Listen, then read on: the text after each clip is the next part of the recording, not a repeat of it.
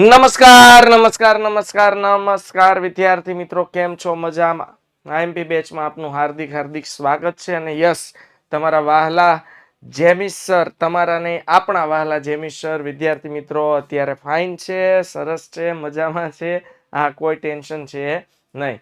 Okay, ચાલો.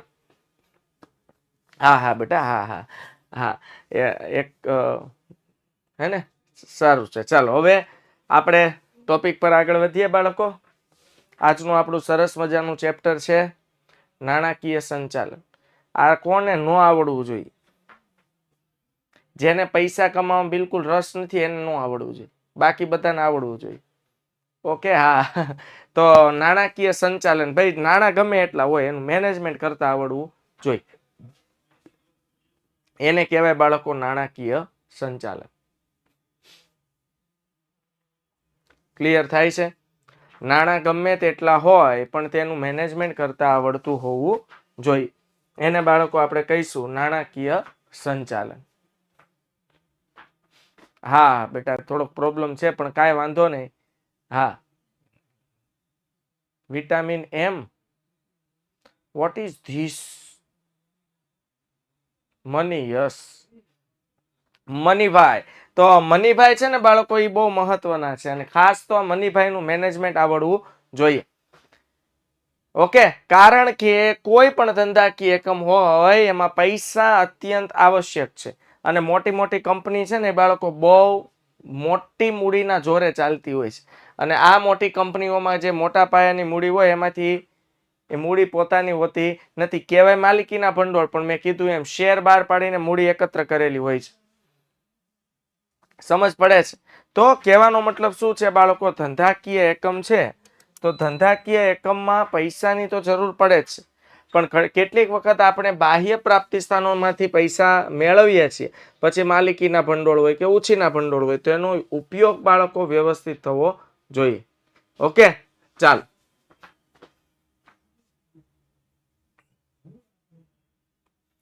તો ખાસ વાત કરીએ બાળકો નાણાકીય સંચાલન. હાલો, સંચાલન એટલે તો તમને ખબર જ છે, પણ કોનું સંચાલન કરવાનું છે? નાણાં. અત્યાર સુધી આપણે જોયું ને, આ બે ભાગમાં તમે જુઓ, આ બધું વહેંચાયેલું છે. અત્યાર સુધી આપણે જોયું એમાં ધંધાનું સંચાલન હતું, કર્મચારીઓનું સંચાલન હતું, આયોજન, ધંધાકીય એકમના હેતુઓ નિર્ધારિત થતા હતા. ધંધાકીય એકમના હેતુઓ નિર્ધારિત કરવામાં આવતા હતા અને નક્કી કરેલા હેતુ પ્રમાણે કામ થઈ રહ્યું છે કે નહીં, આ બધી બાબતો વિશે ચર્ચા કરવામાં આવતી હતી. તો અત્યાર સુધી આપણે વાત કરી માનવ સંસાધન સંચાલનની, ધંધાના સંચાલનની. હવે ખાસ વાત કરશું ધંધામાં રહેલા નાણાંનું સંચાલન. બાળકો, નાણાંનો ઇષ્ટતમ ઉપયોગ થવો જોઈએ. નાણાંનો ધંધામાં ઇષ્ટતમ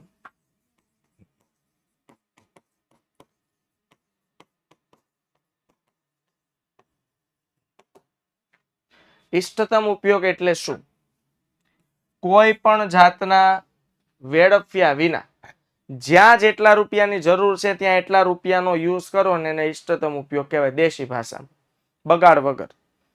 ઓકે, હા, પણ એનો મતલબ એવો નથી જરૂર હોય ત્યાં પછી તમે કંજુસાઈ કરો તોય ન હાલે. ધંધો બાળકો બે પાસા પર ટકેલો છે. જરૂર છે એટલા રૂપિયા વાપરો, જરૂર કરતા વધુ ન વાપરો, જરૂર છે એના કરતા ઓછા પણ ન વાપરો. ઘણી વાર જરૂર હોય એના કરતા આપણે ઓછા રૂપિયા વાપરીએ, કંજુસાઈ, કંજુસમલ કહેવાય, એ પણ ચાલશે નહીં. ઓકે, તો નાણાંનો ધંધામાં ઇષ્ટતમ ઉપયોગ થવો જોઈએ. જોઈએ બાળકો નાણાકીય સંચાલન વિશે. તો આજે આપણે શીખવાના છીએ ખાસ મૂડી માળખાનો અર્થ, ખ્યાલ, આદર્શ મૂડી માળખાના લક્ષણો. એ પહેલા તમને કહી દઉં કે નાણાંના પ્રાપ્તિ સ્થાનો કયા છે. તો બે વસ્તુ છે ખાસ, તો માલિકીના ભંડોળ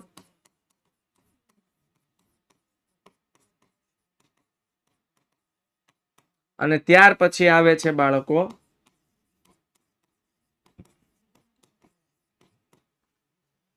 ઉછીના ભંડોળ. માલિકીના ભંડોળ અને ઉછીના ભંડોળ. આપણને ખબર છે કે ભાઈ માલિકીના ભંડોળ છે એમાં આવશે શેર મૂડી, અને શેર મૂડી બે જ પ્રકારની છે, ઇક્વિટી શેર મૂડી અને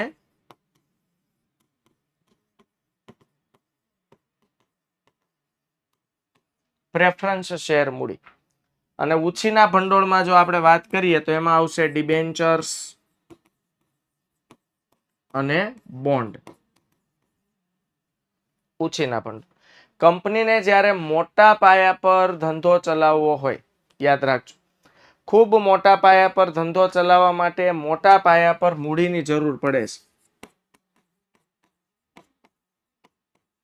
મોટા પાયા પર ધંધો ચલાવવા માટે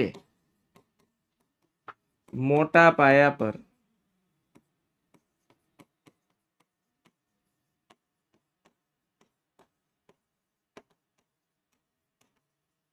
મૂડીની જરૂર પડે છે.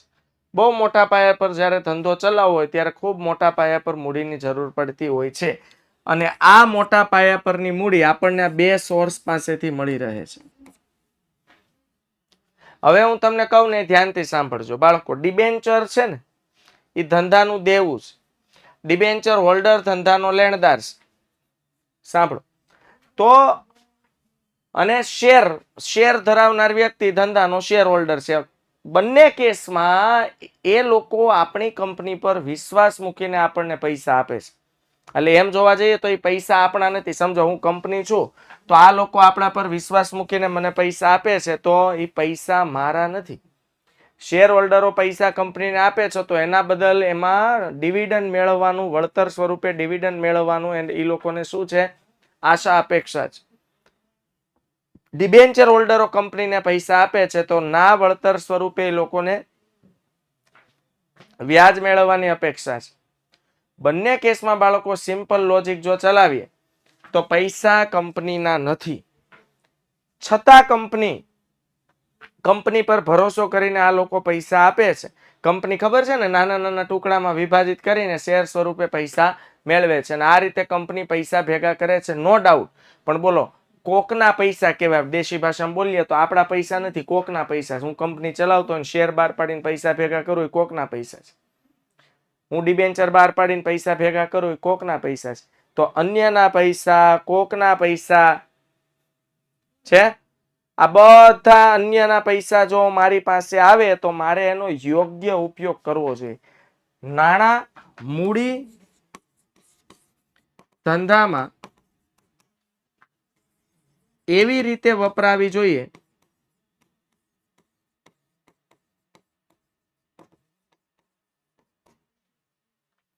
કે જેનાથી ધંધાકીય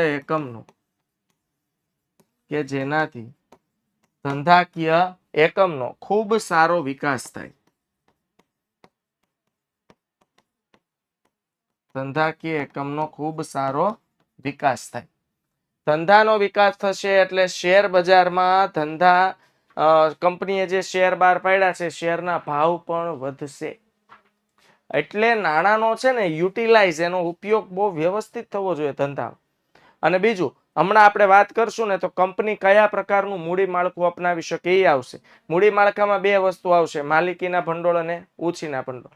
કંપની બંનેનો યુઝ કરી શકે પોતાના મૂડી માળખામાં. ઓકે, પણ જે મૂડી માળખામાં ઇક્વિટી અને દેવાનું યોગ્ય પ્રમાણ હોય એવું જ મૂડી માળખું કંપનીએ સિલેક્ટ કરવું જોઈએ. એને કહેવાય ઇષ્ટતમ મૂડી માળખું. જોઈએ ચર્ચા કરીએ એટલે તમને વધારે આઈડિયા આવશે. આ ચેપ્ટરનો આઈએમપી પોઈન્ટ છે, જોજો. મૂડી માળખાનો અર્થ, ખ્યાલ જણાવી, આદર્શ મૂડી માળખાના લક્ષણો જણાવો. તો આદર્શ મૂડી માળખું કેવું હોવું જોઈએ એના વિશે આપણે ચર્ચા કરીશું. એ પહેલા મૂડી માળખું એટલે શું? જરૂરિયાત પ્રમાણેની મૂડી એકત્ર કરવા. જો એ પહેલા જ લોકોએ કેટલો સરસ શબ્દ લખી દીધો બાળક. શું લખ્યું છે? જરૂરિયાત પ્રમાણેની છે. હું તમને એમ કહું કે તમે કોઈ પણ લગ્ન પ્રસંગમાં જાઓ તો મેં કીધું એમ ખાવાનું બીજાનું છે પણ પેટ તો આપણું છે ને.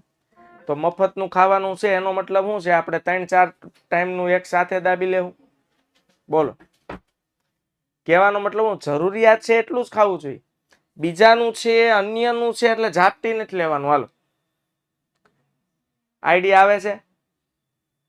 પછી હારી પેટ ખાધા પછી કે હવે મારાથી બેહાતું નથી, પણ પૂછડું બેહાય એમાં જગ્યા જ નથી રહેવા દીધી.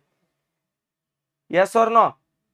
તો સિમ્પલ લોજિક એ છે કે જરૂરિયાત પ્રમાણે, હવે કોકનું બીજાનું છે, મફતનું છે, જમવાનું છે, સારું છે, ટેસ્ટી પણ છે, એનો મતલબ એવો નથી જરૂર કરતા વધારે તમે ખાઈ લ્યો.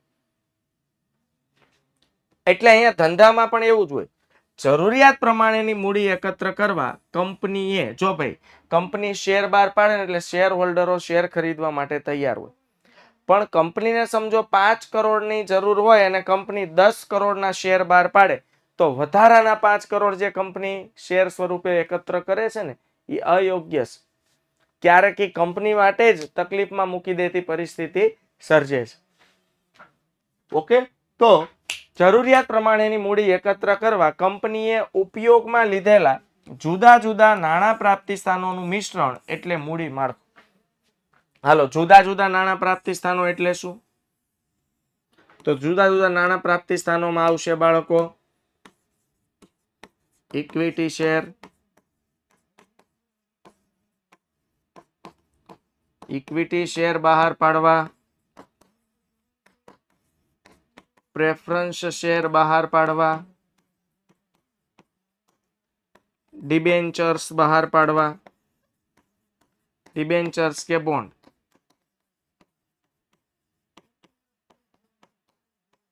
છે આ જુદા જુદા નાણાં પ્રાપ્તિ સ્થાનો. પછી શું લખ્યું છે? મિશ્રણ. જો ભાઈ કંપનીમાં નાણાંનું આ રીતે મિશ્રણ પણ હોઈ શકે. કોઈ પણ કંપની હોય એ માલિકીના ભંડોળ સ્વરૂપે પણ નાણાં એકત્ર કરી શકે અને ઉછીના ભંડોળ સ્વરૂપે પણ નાણાં એકત્ર કરી શકે. કહેવાનો મતલબ છે કંપની શેર બહાર પાડીને પણ નાણાં એકત્ર કરી શકે અને ડિબેન્ચર બહાર પાડીને પણ નાણાં એકત્ર કરી શકે. ઓકે, કાલે કોનો લેક્ચર છે? યુટ્યુબ પર.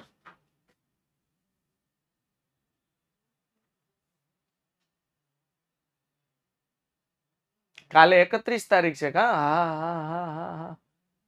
ઓકે, હા, અખંડ લેક્ચર છે પણ તમે જોડાવતો ભાઈ. હા, ગઈકાલે સન્ડે હતો, તમારા માટે સ્પેશિયલ બ્લુ પ્રિન્ટ નો લેક્ચર લઈને આવ્યો હતો પણ વિદ્યાર્થીઓની પૂરેપૂરી હડતાલ, સ્ટ્રાઇક હતી. સ્ટ્રાઇક.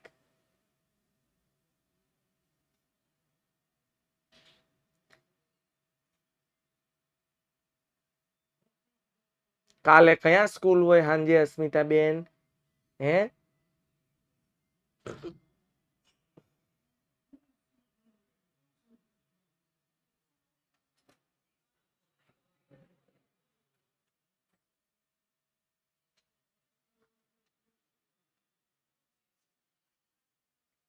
તો પ્લીઝ આવતીકાલનો જે લેક્ચર છે યુટ્યુબ પર એમાં જોડાશો એવી આશા અપેક્ષા રાખીએ છીએ. કારણ કે ઘરના જ વિદ્યાર્થીઓ ન હોય તો પછી બહારથી તો કેવી રીતે અમારે અપેક્ષા રાખવી? બાકી ઘરના જ વિદ્યાર્થીઓ જોડાય, જોડાતા પહેલા લિંકને શેર કરી દે અને પછી જે માહોલ બને પછી સાહેબનો ઉત્સાહ ઓટોમેટિક વધી જાય. યાદ રાખવાનું. ઓકે, ચાલો. તો જરૂરિયાત પ્રમાણેની મૂડી એકત્ર કરવા કંપનીએ ઉપયોગમાં લીધેલા જુદા જુદા નાણાં પ્રાપ્તિ સ્થાનોનું મિશ્રણ એટલે મૂડી માળખું.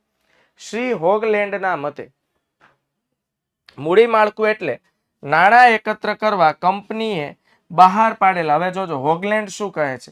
નાણાં એકત્ર કરવા એટલે ભેગા કરવા માટે કંપનીએ બહાર પાડેલ જામીનગીરીઓ, હાલો બહાર પાડેલ જામીનગીરીઓમાં શું આવશે? Equity share, preference shares, debentures અને બોન્ડ્સ તેમજ ઉપયોગમાં લીધેલા વિવિધ નાણાં પ્રાપ્તિ સ્થાનોનું પ્રમાણ. ઉપયોગમાં લીધેલા વિવિધ નાણાં પ્રાપ્તિ સ્થાનોનું પ્રમાણ એટલે જો તમને અહીંયા જણાવું કે ભાઈ કંપનીએ બોલો શેર પણ બહાર પાડ્યા હોય અને ડિબેન્ચર્સ પણ બહાર પાડ્યા હોય, તો શેર્સ અને ડિબેન્ચરનું પ્રમાણ કેટલું છે? તો ઉદાહરણ તરીકે ભાઈ 10 લાખના શેર છે તો સામે 5 લાખના શું છે? ડિબેન્ચર્સ. તો પ્રમાણ કેટલું થઈ ગયું? 1:2. આ પ્રમાણની વાત થાય છે. સમજ પડી ગઈ? ઓકે. તો મૂડી માળખું એટલે નાણાં એકત્ર કરવા કંપનીએ બહાર પાડેલ જામીનગીરીઓ તેમજ લીધેલા વિવિધ નાણાં પ્રાપ્તિ સ્થાનોનું પ્રમાણ. એટલે ઉપયોગમાં જે નાણાં પ્રાપ્તિ સ્થાનો લીધા છે, પછી શેરના પૈસા ઉપયોગમાં લીધા હોય કે ડિબેન્ચરના પૈસા ઉપયોગમાં લીધા હોય. ઓકે. કાલે લેક્ચર આવશે મનસ્વી, હો, ટેન્શન નહીં. હા, અને નહીં આવે તો તમને જાણ કરવામાં આવશે. કંઈક તો એડવાન્સમાં જાણ કરશું, ડોન્ટ વરી. ઓકે, ચાલ. તમારે એટલું ધ્યાન રાખવાનું, કાલે યુટ્યુબ હોય એટલે તમારે ગમે ત્યાંથી સમય કાઢીને પોગી જાવ. મને ખબર છે તમારું શેડ્યુલ ટાઈટ છે, અંબાણી કરતાંય તમારું શેડ્યુલ પેક છે, સમય તમે કાઢી શકતા નથી. હા, પણ છતાં તમારી બોર્ડની પરીક્ષા બહુ ઇમ્પોર્ટન્ટ છે એમ સમજીને થોડોક સમય, થોડોક તમારા ટાઈટ શેડ્યુલમાંથી થોડોક સમય કાઢજો, હને? હા, બાકી મને ખબર છે કે ભાઈ તમને મળવું હોય તો અમારે અપોઇન્ટમેન્ટ લેવી પડતી હોય, પણ તોય છતાં તમે એમાંથી થોડોક તો સમય કાઢશો, બરોબર ને? હા. તો કાલે કેટલા વાગે યુટ્યુબ છે, હું આ તે બધું ચેક કરીને જોડાઈ જાજો. ઓકે. હા, બાકી કાંઈ વાંધો નહીં, તમે તમારા શેડ્યુલમાં પેક છો, પણ એમ સમજો કે આ ભણવા માટે થોડોક સમય કાઢવાનો છે, બરોબર? જોઈએ હવે મૂડી માળખાના કેટલા સ્વરૂપ અહીંયા બતાવ્યા છે. જો મૂડી માળખાના ટોટલ 4 સ્વરૂપ છે. કંપની કયું મૂડી માળખું અપનાવે છે કંપની પર ડિપેન્ડ છે. બાળકો અત્યારે કોઈ પણ કંપની હોય ને શેર બહાર પાડે ને એટલે કંપનીએ ઇક્વિટી શેર બહાર પાડવા ફરજિયાત છે, યાદ રાખજો. ઓકે, ચાલો પોલ કરી લઈએ. પેલા થાય છે કે એમ જોઈ લઈએ, હે ને?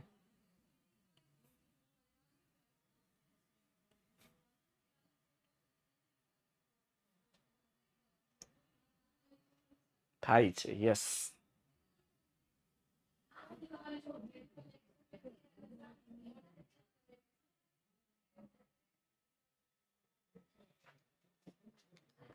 ચાલ,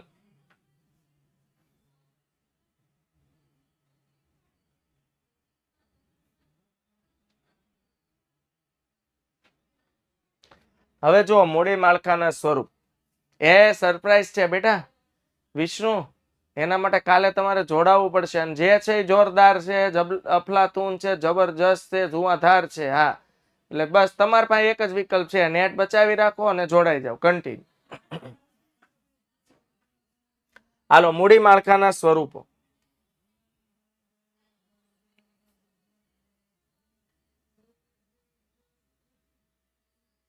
જો તો મૂડી માળખાના ટોટલ કેટલા સ્વરૂપો અહીંયા દર્શાવ્યા છે? 4.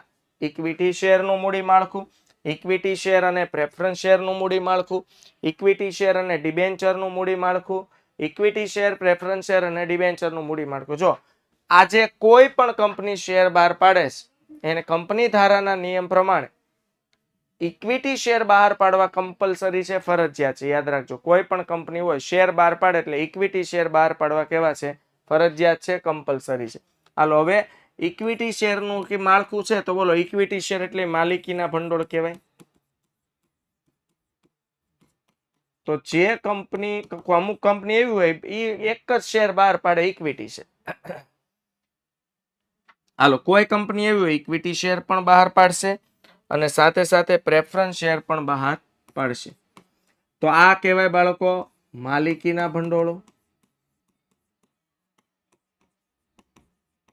છે. ઇક્વિટી શેર અને પ્રેફરન્સ શેર બંને શું કહેવાય? માલિકીના ભંડોળ. હવે જોજો, અમુક કંપની એવી છે કે જે ઇક્વિટી શેર બહાર પાડશે અને સાથે સાથે ડિબેન્ચર પર બહાર પાડશે. તો આ જે માળખું બની જાય એને કહેવાય બાળકો માલિકીના ભંડોળ એઝ વેલ એઝ ઉછીના ભંડોળ. કે માલિકીના ભંડોળની સાથે સાથે ઉછીના ભંડોળ. અને ઇક્વિટી શેર, પ્રેફરન્સ શેર અને ડિબેન્ચર, કોઈ કંપની એવી કે આપણે સાહેબ લડી જ લેવું છે, જો ઇક્વિટી બહાર પાડશે, પ્રેફરન્સ બહાર પાડશે, ડિબેન્ચર બહાર પાડશે, તો અહીંયા પણ બોલો આ ઇક્વિટી પ્રેફરન્સ એટલે બંને માલિકીના ભંડોળ થઈ ગયા, પ્લસ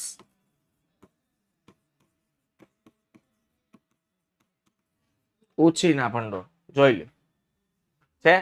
હવે કંપની પર ડિપેન્ડ છે કે કંપની કયા સ્વરૂપનું મૂડી માળખું અપનાવે છે. જો ભાઈ, દરેક કંપનીની સિચ્યુએશન જુદી જુદી હોય છે, દરેક કંપનીની કામ કરવાની રીત, પદ્ધતિ, મેથડ, આ બધું બાળકો કેવું હોય છે, જુદું જુદું હોય છે. એટલે કંપની પોતાની જરૂરિયાત પ્રમાણેનું મૂડી માળખું સિલેક્ટ કરશે. આઈડિયા આવી ગયો. કોઈ કંપની એવી છે એવું ઈચ્છે છે માત્ર ને માત્ર આપણી કંપનીમાં ઇક્વિટી શેર હોલ્ડરો જ હોવા જોઈએ. અને યાદ રાખજો, ઇક્વિટી શેર હોલ્ડરો કંપનીના સાચા માલિકો છે. જે કંપનીમાં બધા જ ઇક્વિટી શેર હોલ્ડર હોય ને એમાં સૌથી વધુ વર્ચસ્વ ઇક્વિટી શેર હોલ્ડરોનું હોય. યાદ રાખજો, સમજ પડે છે. એટલે કંપનીની સિચ્યુએશન કેવી છે એ પ્રમાણે ઘણીવાર કંપની એવું બને કે ભાઈ ઉચ્ચ માલિકીના ભંડોળ જે છે, ઇક્વિટી પ્રેફરન્સ બહાર પાડવાનો ખર્ચ વધારે થાય. કોની સરખામણીમાં? ડિબેન્ચર બહાર પાડવાની સરખામણીમાં. ડન. તો ડિબેન્ચર બહાર પાડવાનો ખર્ચ જો ઓછો થાય તો ઘણી કંપની આવું પણ વિચારે કે આપણે કામ કરીએ, બધી ઇક્વિટી બહાર પાડીએ એના કરતા થોડાક ઇક્વિટી બહાર પાડીએ અને થોડુંક ડિબેન્ચર. એટલે શેર બહાર પાડવાના ખર્ચમાં ડિબેન્ચર જો સાથે બહાર પાડી દઈએ તો એટલો ખર્ચ કેવો થાય? ઓછો. ઓકે.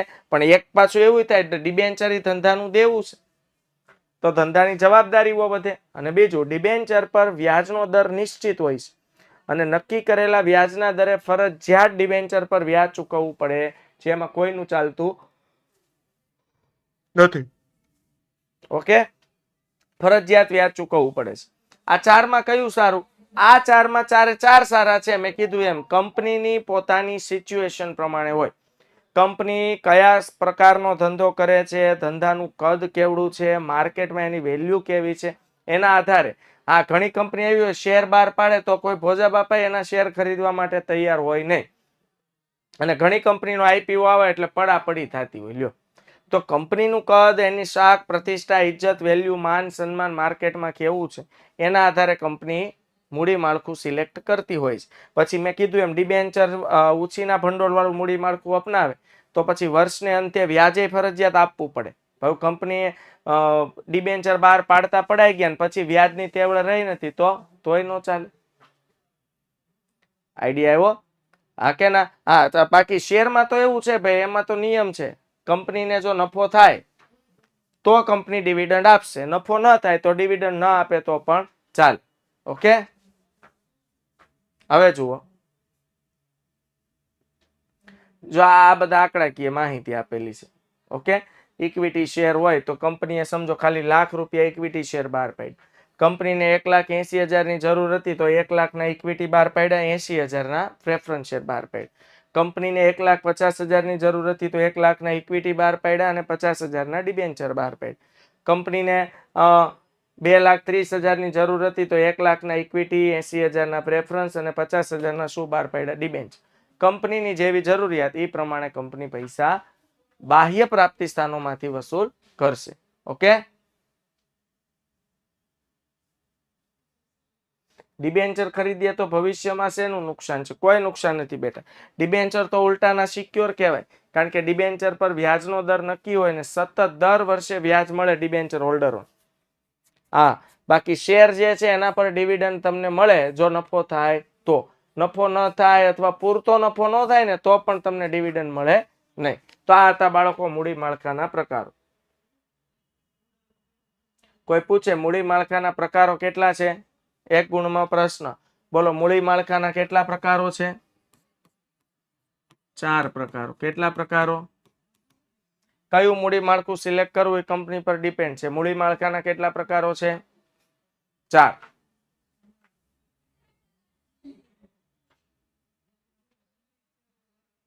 હવે જો નાણાકીય યોજનાના મહત્વના 2 પાસા છે. નાણાકીય યોજના, હું તમને એમ કહું કે તમે જમો ક્યારે? મજા આવે ત્યારે જમી લ્યો કે ભૂખ લાગે ત્યારે જમવાનું હોય? મજા આવે ત્યારે. હા, ભૂખ લાગે ત્યારે. ઓકે, પછી જમવું કેટલું જોઈએ? જરૂરિયાત હોય એટલું કે ડીશમાં આવે એટલું? ડીશમાં આવે એટલું જમી લેવાનું, બીજું શું હોય કા? ઓકે, હવે જોજો નાણાકીય યોજના સમજો, મારે બાહ્ય સોર્સ પાસેથી પૈસા લેવા છે તો સીધા હું પૈસા ઉઘરાવી નહીં લઉં. પહેલા મારા ધંધાની પરિસ્થિતિ જોઈશ. ધંધામાં કેટલા રૂપિયાની જરૂર છે એનો મારે પહેલા અંદાજ લગાવવો પડશે. જો એટલે અહીંયા લખ્યો છે, જ્યારે જ્યારે મારે જામીનગીરીઓ બહાર પાડીને બાહ્ય પ્રાપ્તિ સ્થાનો પાસેથી પૈસા ઉઘરાવવા છે ત્યારે સૌથી પહેલા મૂડીની જરૂરિયાતોનો અંદાજ એટલે કે મૂડીકરણનો પ્રશ્ન. પહેલો પ્રશ્ન આ થાય, અંદાજ. અંદાજ એટલે અનુમાન લગાવવાનું છે કે મૂડીની જરૂરિયાત કેટલી છે. સૌ પ્રથમ ધંધામાં બાહ્ય પ્રાપ્તિ સ્થાનો પાસેથી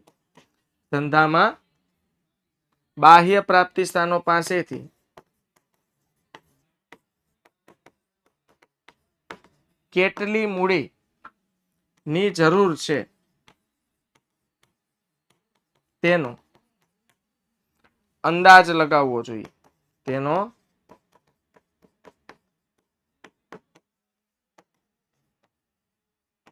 અંદાજ લગાવવો જોઈએ. સૌથી પહેલું આ કામ કરવાનું છે કે ધંધામાં બાહ્ય પ્રાપ્તિ સ્થાનો પાસેથી કેટલી મૂડીની જરૂર છે એનો અંદાજ લગાવો. સાહેબ, અંદાજ હશે ને તો આપણે એ પ્રમાણે ઇક્વિટી કે પ્રેફરન્સ કે ડિબેન્ચર જે સ્વરૂપ આપણે અપનાવીએ એ સ્વરૂપે આપણે પૈસા ઉઘરાવી શકશું. પણ અંદાજ જ નહીં હોય તો આડેધડ ક્યારે મૂડી બાહ્ય પ્રાપ્તિ સ્થાનો પાસેથી ઉઘરાવાતી નથી.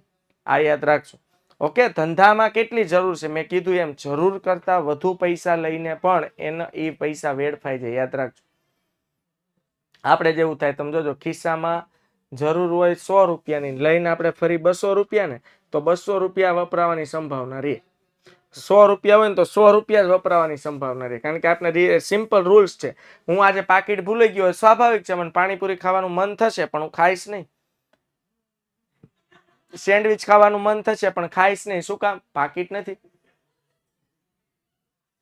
આઈડિયા આવી ગયો? બસ અહીંયા એવું જ છે બાળકો. કંપનીએ સૌથી પહેલા એની જરૂરિયાત કેટલી છે એના વિશે વિચારવાનું છે કે આટલા રૂપિયાની જરૂર છે જ, આના વિના ધંધાની પ્રગતિ કરવી અશક્ય છે. તો એટલા રૂપિયાનો અંદાજ લગાવો અને એટલા જ રૂપિયા શેર કે ડિબેન્ચર સ્વરૂપે ભેગા કરો. મૂડીના પ્રાપ્તિ સ્થાનો નક્કી કરવાનો પ્રશ્ન એટલે કે મૂડી માળખાનો પ્રશ્ન. હાલો, બીજો પ્રશ્ન ઉભો થાય. પહેલા તો અંદાજ લગાવ્યો. ઉદાહરણ તરીકે આપણે લઈ પણ લઈએ. ચાલો, ઉદાહરણ તરીકે લઈએ કે ભાઈ કંપનીને 200 કરોડની જરૂર છે. કેટલી? 200 કરોડ. અંદાજમાં બોલો. અંદાજે એમ શેર હોલ્ડરો કે આપણી કંપનીનું બહુ નામ સારું છે, 500 કરોડ તો આમ જો આમ ચપટી વગાડતા મળે, તો 500 કરોડના શેર બહાર પાડી નથી દેવાના અને પૈસા લઈને જ લેવાના. જરૂર છે 200 કરોડની, બહાર પાડશો 500 કરોડ તો 300 કરોડ વેડફાવાની શક્યતા વધી જશે. યાદ રાખજો. સમજ પડે છે? Yes or no? ઓકે, તો આપણે કેટલાની જરૂર છે? 200 કરોડ. મૂડીના પ્રાપ્તિ સ્થાનો નક્કી કરવાનો હવે પ્રશ્ન ઉભો થાય કે આપણે 200 કરોડની જરૂર છે. 200 કરોડ કઈ રીતે આપણે પ્રાપ્ત કરશું? 200 કરોડ માટે જોજો, અહીંયા 200 કરોડ માટે ઇક્વિટી બહાર પાડીશું, 200 કરોડ માટે પ્રેફરન્સ શેર બહાર પાડીશું કે 200 કરોડ માટે ડિબેન્ચર બહાર પાડીશું, અથવા ત્રણેય બહાર પાડીશું તો ત્રણેયનું પ્રમાણ કેટલું રાખશું છે? આ વસ્તુ ખાસ જોવામાં આવે છે. આઈડિયા આવે છે? યસ ઓર નો? એટલે અહીંયા લખ્યું છે કે જો પોતાના મૂડી માળખામાં કોને સ્થાન આપવું? ઇક્વિટીને સ્થાન આપવું, પ્રેફરન્સને સ્થાન આપવું કે ડિબેન્ચરને સ્થાન આપવું? કે ત્રણે ત્રણને સ્થાન આપવું, એટલે કે ઉછીના ભંડોળને સ્થાન આપવું કે માલિકીના ભંડોળને સ્થાન આપવું. ક્લિયર? ચાલ, હવે આવે છે બાળકો મૂડી માળખાની લાક્ષણિકતા. સર, સમ, નાક, ટન, આપસ. શીખવાડ્યું તું, યાદ કરો. સર, સમ, નાક, ટન, આપસ. તો આવી રીતે યાદ રાખવાની કોશિશ કરવાની બાળકો, કારણ કે આપણી પાસે એના સિવાય કોઈ વિકલ્પ છે નહીં. ઓકે, BA માં તો તમને ખબર તો છે જ, આપણી ટેક્સ્ટ બુક બનાવનાર વ્યક્તિને કોઈ પણ ચિત્રો તો મળ્યા નથી.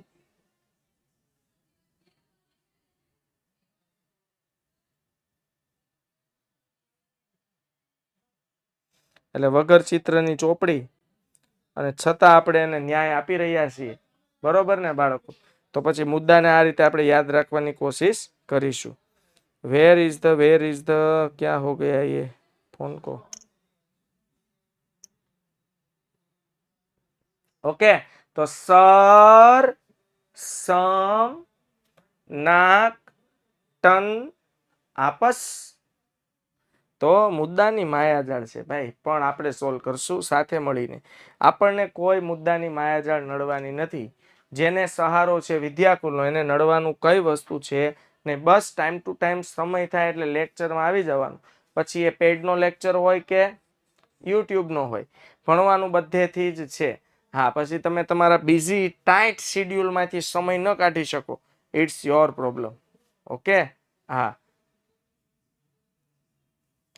ચાલો, તો સર, સમ, નાક, ટન, આપસ જોઈએ બાળકો. સરળતા. કંપનીના મૂડી માળખામાં ઓછા પ્રકારની જામીનગીરીઓ હોય છે, તો મૂડી માળખું કેવું બને? સરળ. યાદ રાખજો, જે મૂડી માળખું, પહેલા તો છે ને બાળકો, જે કંપનીને બાહ્ય જામીનગીરીઓની જરૂર ન હોય ની કંપની કેવી હોય? સદ્ધર. પણ ઘણીવાર એમ થાય કે ભાઈ મોટા પાયે કંપની સ્થાપવી હોય, મોટા પાયે ધંધો કરવો હોય, તો બાહ્ય પ્રાપ્તિ સ્થાનોની જરૂર વિના ચાલવાનું નથી. એટલે ક્યારેય એવું ન માનવું કે જે કંપની બાહ્ય પ્રાપ્તિ સ્થાનો એટલે શેર બહાર પાડીને, પ્રેફરન્સ શેર, ઇક્વિટી શેર બહાર પાડીને, ડિબેન્ચર બહાર પાડીને નાણાં ભંડોળ ભેગું કરે છે, એ કંપની સદ્ધર નથી, અથવા એ કંપની પાસે પૈસા નથી એટલે એને ગામના પૈસાની જરૂર પડી છે, એ રોંગ પડશે બાળકો. એ કંપનીએ બાહ્ય પ્રાપ્તિ સ્થાનોનો ઉપયોગ એટલા માટે કર્યો છે કે કંપની મોટા પાયા પર ધંધાકીય એકમ ચલાવવા માંગે છે. મોટા પાયે ધંધો ચલાવવા માટે મોટા પાયા પરની મૂડીની જરૂર પડે છે. ઓકે, હા, ખાલી એટલું કીધું છે કે કયું મૂડી માળખું સરળ હોય છે? તો કંપનીના મૂડી માળખામાં ઓછા પ્રકારની જામીનગીરીઓ હોય તો મૂડી માળખું કેવું બને છે? સરળ બને છે. જે મૂડી માળખામાં જામીનગીરીઓનું પ્રમાણ કેવું હોય? ખૂબ જ ઓછું. પછી એ માલિકીના ભંડોળ હોય કે ઉછીના ભંડોળ હોય, જામીનગીરીઓનું પ્રમાણ ઓછું હોય તો મૂડી માળખું કેવું બને છે? સરળ. યાદ રાખજો, જે કંપનીમાં ઓછા પ્રકારની જામીનગીરી હોય એનું મૂડી માળખું કેવું હોય બાળકો? સરળ હોય છે. કેવું હોય છે? સરળ. પછી આવે સમતુલા. સમતુલા એટલે તમે ઓલો ત્રાજવો જોયો છે ને? હાલો, તો ત્રાજવો આપણે જોયો છે બાળકો. તો ત્રાજવાના બે પહેલું હોય.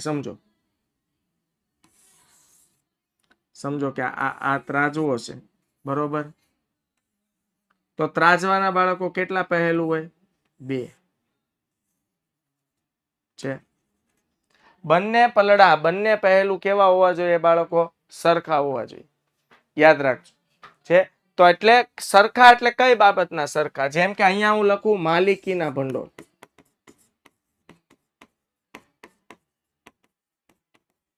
અને આ બાજુ હું લખું ઉછીના ભંડોળ. બંનેમાંથી કોઈ એક પલડું જો વજન વાળું થઈ જાય તો નુકસાન કંપનીને થાય. તમને એમ થાય કેવી રીતે? સમજાવો. સમજો, કંપની પાસે માલિકીના ભંડોળ વધી જાય એટલે કંપની શેર વધારે પડતા બહાર પાડી દે, ઇક્વિટી અને પ્રેફરન્સ. તો થાય કેવું? કંપનીના ઇક્વિટી શેર હોલ્ડરો છે ને કંપનીના માલિકો છે, અને કંપનીના મહત્વના નિર્ણયોમાં ઇક્વિટી શેર હોલ્ડરોને પાર્ટિસિપેટ કરવા પડે છે. સમજ પડે છે? મહત્વના કંપનીના નિર્ણયો હોય એમાં ઇક્વિટી શેર હોલ્ડરોને પાર્ટિસિપેટ કરવા પડે. તો મહત્વના બધા નિર્ણયો હવે કોને આધીન થઈ જાય? ઇક્વિટી શેર હોલ્ડરોને આધીન થઈ જાય. ક્યારે? જ્યારે કંપનીમાં માલિકીના ભંડોળનું પ્રમાણ અતિશયોક્ત ભરેલું હોય, એટલે જરૂર કરતા કેવું હોય? વધારે. ડન. હવે ઉછીના ભંડોળ. તમને એમ થાય સાહેબ આ પલડું ભારે થાય તો તમને શું નુકસાન થાય? કીધું. સમજો કે સાહેબ ઉછીના ભંડોળ એટલે ડિબેન્ચર અને બોન્ડનું પલડું ભારે થઈ જાય તો શું? તો ડિબેન્ચર અને બોન્ડનું પલડું જો ભારે થાય બાળકો, તો કંપની પર વ્યાજનું ભારણ વધી જાય. યાદ રાખજો. કારણ કે ઉછીના ભંડોળ જે છે ને બાળકો, એ ધંધાનું દેવું છે. અને દેવાનો સિમ્પલ નિયમ છે, એમાં એકેય તારીખ આખી પાછી કંપનીથી થાય નહીં. દર ત્રીજા મહિના 31 માર્ચે જો કંપની વ્યાજ ચૂકવતી હોય તો 31 માર્ચે કંપનીએ વ્યાજ ચૂકવવું પડે. ટૂંકમાં વ્યાજનો દરે નક્કી હોય અને વ્યાજ આપવું ફરજિયાત છે. એટલે અહીંયા કંપની પર ઉછીના ભંડોળનો બોજ વધી જાય, વ્યાજનો બોજ વધી જાય જો દેવાનું પ્રમાણ વધુ હોય તો. પણ ક્યારે બધું રેગ્યુલર હાલે, સમતુલા જળવાઈ રહે તો. એટલે કે માલિકીના ભંડોળ અને ઉછીના ભંડોળ વચ્ચે યોગ્ય સમતુલા હોય, લેવલ હોય, ઓકે, ના વધુ ના ઓછું, તો આવા સંજોગોમાં કંપની એકદમ પ્રોપર સ્મૂથ ચાલે છે. પછી નાણાંની પર્યાપ્તતા. પર્યાપ્તતાનો મતલબ થાય જરૂરિયાત છે. કંપનીના મૂડી માળખામાં મૂડીના પ્રાપ્તિ સ્થાનોનું સંયોજન એટલે ભેગું કરવું. મૂડીના પ્રાપ્તિ સ્થાનો કઈ કઈ બે બાબતોનું સંયોજન થાય? તો કે ભાઈ માલિકીના ભંડોળ પ્લસ ઉછીના. આ બંને ભેગા થાય એટલે બંનેનું સંયોજન કહેવાય. ઓકે, એટલે કંપનીના મૂડી માળખામાં મૂડીના પ્રાપ્તિ સ્થાનોનું સંયોજન એટલે માલિકીના ભંડોળ અને ઉછીના ભંડોળનું સંયોજન એવી રીતે કરવું જોઈએ કે જેથી જરૂરી પ્રમાણમાં નાણાં પ્રાપ્ત થાય. જરૂરી પ્રમાણમાં એટલે જેટલી જરૂરિયાત છે ને એટલા જ નાણાં પ્રાપ્ત થાય. કોઈ પણ કંપનીઓમાં મૂડી, માલિકીના ભંડોળ અને ઉછીના ભંડોળ બંનેનું સંયોજન, મિશ્રણ. સંયોજન એટલે એક બીજો શબ્દ આપણે હમણાં વ્યાખ્યામાં જોયો હતો ને, મિશ્રણ, હોગલેન્ડના મતે. તો એવી રીતે કરવું જોઈએ કે જેથી જરૂરી રકમ આપણને પ્રાપ્ત થાય.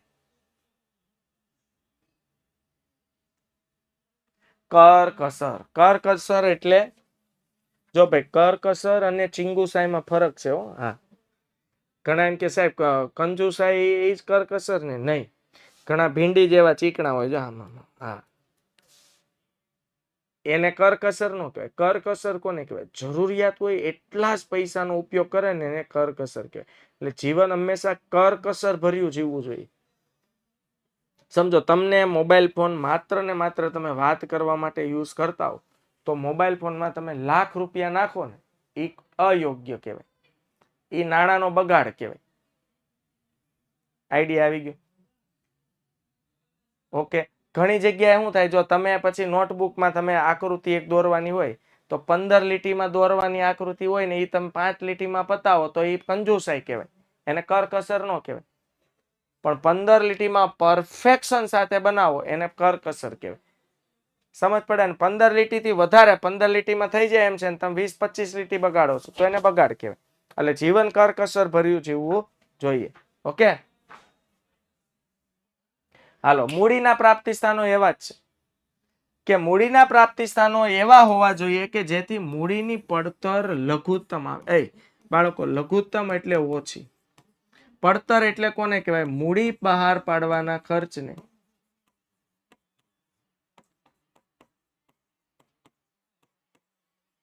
મૂડી બહાર પાડવાના ખર્ચને શું કહેવાય બાળકો? પડતર કહે છે. યાદ રાખજો. મૂડી બહાર પાડવાના ખર્ચને શું કહે છે? પડતર. ક્લિયર થયું? ઓકે. આપણે શેર બહાર પાડવાના હોય શું? 1 મિનિટ બાળકો. થેન્ક યુ, તમારો ખૂબ ખૂબ એક વધે છે. બીજાના બે આપી દો બસ. ના ના, એક જ. Thank you. જો બાળકો, લેબલિંગ શીખવાડું. લેબલિંગ. આ જે વેફર છે આમાં આપણે લેબલિંગ નો પોઈન્ટ આવે છે. હાલો, જો કેવું છે, મારે અહીંયા ટીમ બધું ધ્યાન રાખે હો શિક્ષકોનું. જો આમાં લેબલિંગ છે, આ બધું લખેલું છે. હા, હું ખાલી લેબલિંગ બતાવું છું, બાકી તમારે કાંઈ આમાં ક્યાંય નજર ફેંકવાની નથી. હા, યાદ આવ્યું એટલે કહી દઉં બાળકો, હે ને? ચાલો તો કરકસર. મૂડીના પ્રાપ્તિ સ્થાનો એવા હોવા જોઈએ કે જેથી મૂડીની પડતર કેવી આવે? લઘુત્તમ એટલે કે ઓછી. તરલતા. તરલતા આ ખાસ કહી દઉં. તરલતા એટલે જેનું સરળતાથી રોકડમાં રૂપાંતર કરી શકાય. હાલો, આ સમજાઈ ગયું ને? તમે શેર બહાર પાડો, ડિબેન્ચર બહાર પાડો, બહાર પાડવા માટેનો ખર્ચો થાય. શેર બહાર પાડો તો પ્રોસ્પેક્ટસ બહાર પાડવું પડે, જાહેર જનતાને શેર ખરીદવા માટે આમંત્રણ આપવું પડે, શેરની અરજીઓ આવે, અરજીઓ મંજૂર થાય, વધારાની ના મંજૂર થાય, ઘણી બધી પ્રોસેસ થાય. ઘણા બધા કાયદાકીય પ્રોસેસમાંથી પણ પસાર થવું પડે, ઘણો બધો ખર્ચ થાય, એને મૂડી પડતર કહેવાય. તો મૂડી પડતર લઘુત્તમ આવે એવા પ્રયાસ કરવા જોઈએ. એવું મૂડી માળખું સિલેક્ટ કરવું જોઈએ. ઓકે, નહીતર થાય કેવું ખબર? સોના કરતા ઘડામણ મોંઘું થાય. નહીતર જો સોના કરતા ઘડામણ કેવું થાય બાળકો?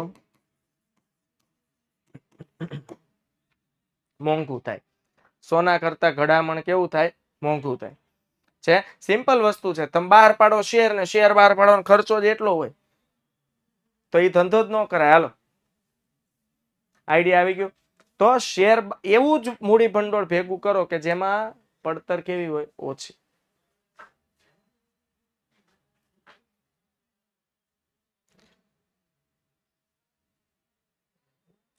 હવે તરલતા એટલે જેનું સરળતાથી રોકડમાં રૂપાંતર કરી શકાય.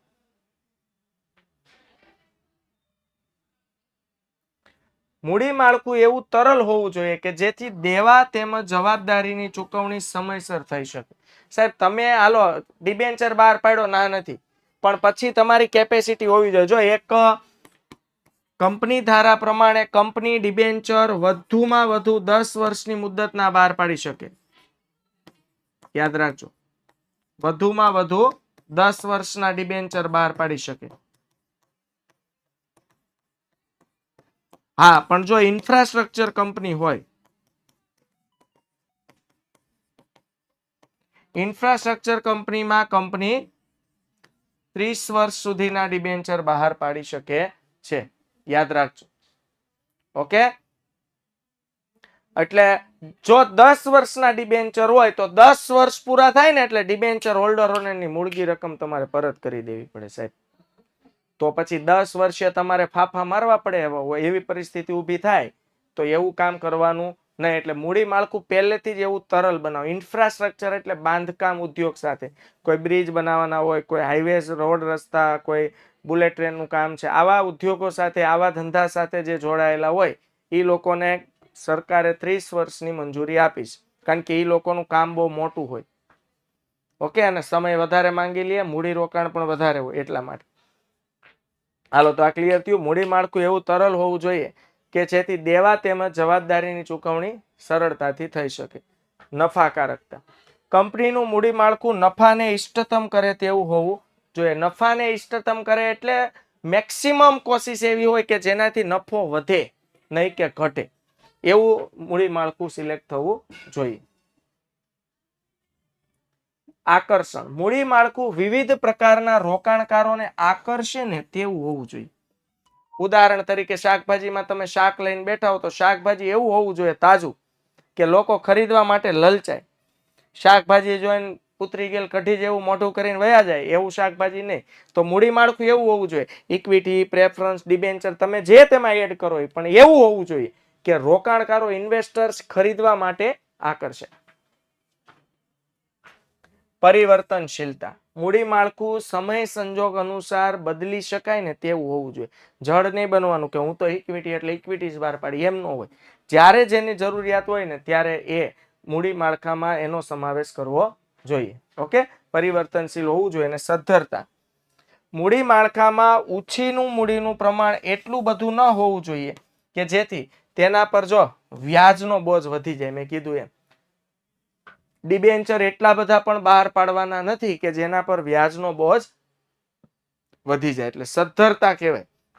એટલીસ્ટ આપણે સદ્ધર રહીએ એવું મૂડી માળખું હોવું જોઈએ. પછી થાય એવું કે ભાઈ ડિબેન્ચર બહાર પાડ્યા હતા એની સરખામણીમાં વ્યાજનો બોજ જ એટલો વધી ગયો છે કે હવે આપણે કેપેસિટી બહારનું કામ થઈ ગયું છે, તો મૂડી માળખું એવું પણ ન હોવું જોઈએ. હવે મૂડી માળખાને અસર કરતા પરિબળો, ખાલી મેં ચાર્ટ આપ્યો છે, એકવાર જોઈ લ્યો રિવિઝન સ્વરૂપે. તો મૂડી માળખાને અસર કરતા આંતરિક પરિબળો શું છે?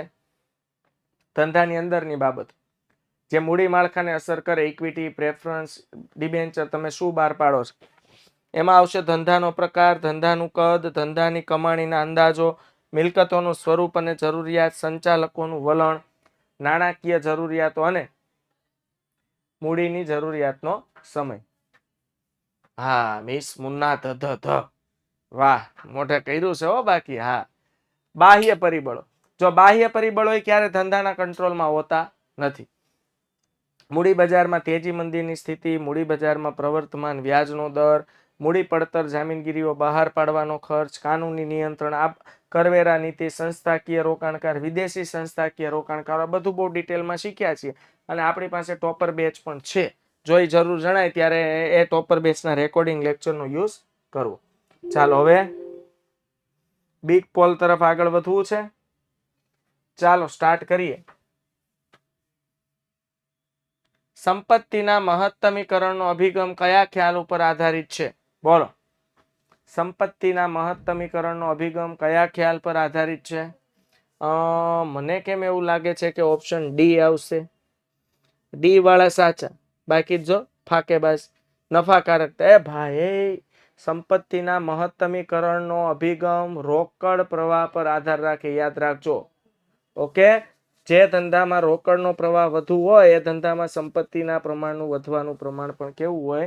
વધારે. સી નો આવે બેટા, રોકડ પ્રવાહ આવે. પ્રિયાંશી બેન, વેરી ગુડ. उसके बाद નેક્સ્ટ ક્વેશ્ચન્સ. રોકાણ અંગેના નિર્ણયો એટલે ઇન્વેસ્ટમેન્ટ. રોકાણ અંગેના નિર્ણયોને શું કહેવાય? મૂડી પડતર, મૂડી માળખું, મૂડી બજેટિંગ કે નફાનું પુનઃરોકાણ? બોલો. Option C. Yes, option C absolutely right. મૂડી આ કોણ ફાકા મારે ભાઈ? થોડુંક વાંચન વધારો પ્લીઝ. પ્રિયાંશી બેન બાજી મારી ગયા છે આજે. ડિવિડન્ડ કઈ મૂડી પર ચૂકવાય છે? યાદ રાખજો, ડિવિડન્ડ હંમેશા અધિકૃત મૂડી પર નહીં, મંગાવેલી મૂડી પર નહીં. તો બે વધી, હવે એમાંથી મારો તુક્કો. હા, નથી આવડતો એ તુક્કો મારશે એમ. તુક્કા ન મારવા પડે એવું કઈક કરો પ્લીઝ. ઓપ્શન એ આવશે, ભરપાઈ થયેલી મૂડી પર. Yes, Patel Dhruvin, very good. વિદેશી રોકાણ સંસ્થાએ તેની નોંધણી કોની સમક્ષ કરાવવી પડે છે? બોલો. કંપની રજિસ્ટ્રાર સમક્ષ, અદાલત સમક્ષ, શેર બજાર સમક્ષ કે સેબી સમક્ષ? બોલો બોલો બોલો બોલો બોલો બોલો. હા, કોના સમક્ષ કરાવવી પડે છે? અરે વાહ, સાચો જવાબ. શું આવું તમને બહુ આવડે કા? ફટાફટ. પટેલ ધ્રુવીન, સરસ, નાઇસ. નાણાકીય સંચાલન કોની સાથે સંબંધ ધરાવે છે? નાણાકીય સંચાલન નાણાં કાર્ય સાથે, નાણાં બજાર સાથે, મૂડી બજાર સાથે કે શેર બજાર સાથે? કોની સાથે સંબંધ ધરાવે છે? બોલો. Option A. કોઈ કે એ, કોઈ કે હજી બેબી માટા મારે છે ભાઈ, બદલી ગયું. ઓપ્શન એ આમ ઇક્વલ. એલા નાણાકીય સંચાલન નાણાં કાર્ય સાથે સંબંધ ધરાવે, યાદ રાખજો. ઓકે, ચાલો. રહેનુમા બેન બાજી મારી ગયા છે. ઓકે, તો વિદ્યાર્થી મિત્રો ફરીથી મળીશું આવતીકાલના નેક્સ્ટ લેક્ચરમાં. જે કંઈ પણ નવું હશે અપડેટ આપવામાં આવશે. અપડેટેડ રહેજો અને યુટ્યુબમાં જોડાજો. ફરીથી મળીશું. Bye bye, take care, C you, જય હિન્દ, ભારત માતા કી જય.